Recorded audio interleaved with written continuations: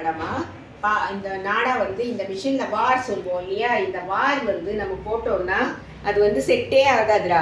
ஒன்று டைட்டாக இருக்கும், ஒன்று லூஸாக இருக்கும். திருப்பி திருப்பி லூஸ் ஆகிட்டே இருக்கும்டா. அந்த ப்ரௌன் கலரில் இருக்கிறது, இந்த ஒயிட் கலரில் இருக்கிறது ரொம்ப ஹார்டாக இருக்கும்டா. அதனால நம்ம என்ன பண்ணுறோம்னா அப்பப்போ அருந்துருவோம். இது வந்து அறுக்காது, ரொம்ப ஒரு மாதிரி இருக்கும். ஆனால் இந்த மாதிரி பாவாடை நாடா போட்டோம்னா எத்தனை வருஷம் ஆனாலும் அறுக்கவே இருக்காதுடா. கிட்டத்தட்ட ஒரு 3 வருஷம் வருதா ஒரு நாடா. இந்த மாதிரி பாவாடை நாடா 2 மீட்டர் வாங்கணும். வாங்கிட்டு இப்படி திருப்பிமா, கை திருப்பிட பார்த்தீங்களா, அந்த மாதிரி நல்லா திருப்பிடா. டைட்டாக திருப்பணும்டா. முதல்ல கட் பண்ணிட்டு வீடியோ கட் பண்ணிட்டா இந்த மாதிரி. இப்போ பாருங்கள், நான் விடுறேன் பாருங்கள். இதை விட்டோம்னா எவ்வளோ டைட்டாக பண்ணணும், சரிங்களா? இதை பாருங்கள், நல்லா டைட்டாக பண்ணிட்டு இதுக்கு ஒரு இது மெத்தட் என்னென்னா, இது இப்படி விட்டேன்னா அதை பாருங்கள், அந்த மாதிரி போய் சுற்றிக்கணும். அந்த அளவுக்கு டைட்டாக நம்ம வந்து முதல்ல இதை ரெடி பண்ணணும்.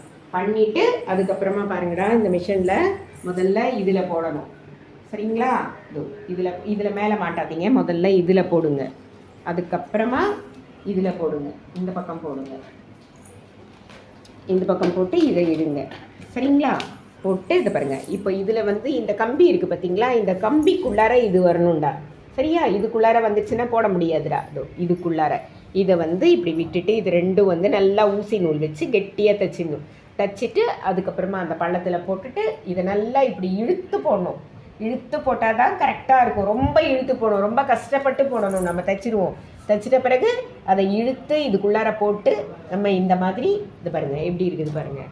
இப்படி பண்ணால் இழுத்தோன்னா தான் கரெக்டாக வரும், சரிங்களா? இந்த மாதிரி கையில் போட்டு தைச்சிட்டு அதில் விட்டுருங்க, அவ்வளோதான். இந்த மாதிரி போட்டிங்கன்னா சேஃபாக